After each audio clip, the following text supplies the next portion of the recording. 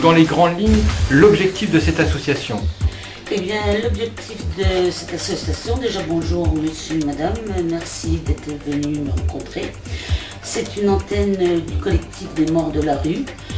Donc, pour le respect et l'assistance aux sans-abri et Oui. morts de la rue, D'accord. la dénonciation de la fin de la trêve hivernale, l'urgence pour les sans-abri pendant toute l'année, Oui. l'accueil et les soins aux sans-abri, le respect passant par l'empathie et la compassion des personnes les croisant dans la rue, D'accord. la lutte contre la discrimination, Oui. le droit à vivre dignement tout en respectant leur choix de vie, la rue, mais aussi la liberté, la dénonciation de l'aveu de faiblesse des politiques, le partage et l'amour de son prochain. Très bien. Alors dites-moi, pourquoi est venue cette idée de créer cette association? L'origine?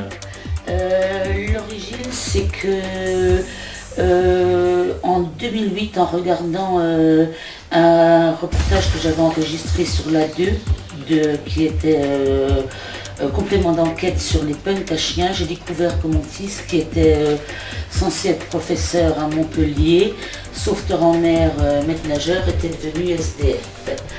Et à la suite de ça, si vous voulez, il y a eu un grand malaise et finalement je me suis habituée parce qu'il me disait qu'il était heureux. Et je lui disais toujours de faire attention de ne pas tomber dans la drogue.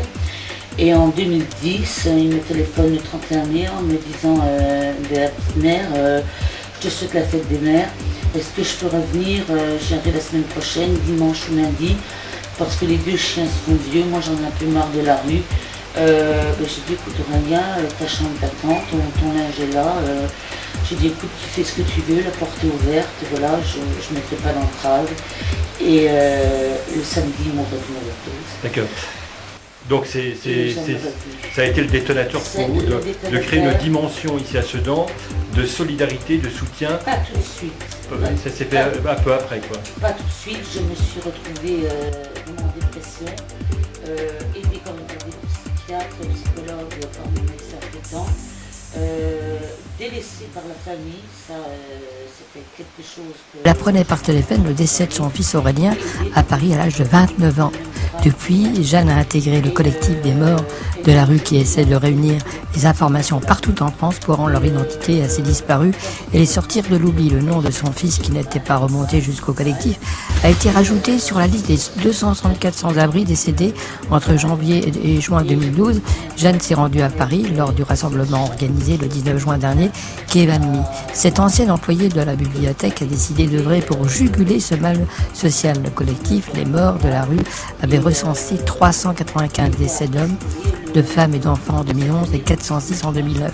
Jeanne Marinovitch veut se battre pour dénoncer la fin de la trêve hivernale, affirmer l'urgence en faveur des sans-abri toute l'année, figure parmi les objectifs que s'est fixé la présidente d'Ekimose. Jeanne Marinovitch a reçu le soutien d'une vingtaine de personnes, de certains élus et responsables d'associations SOS Chat du Soudanais, le Secours catholique. Par les petits pauvres et les restaurants du cœur nous ont offert un petit c'est un SDF qui m'a accompagné à l'hôtel et quand il s'est séparé de ses autres plats,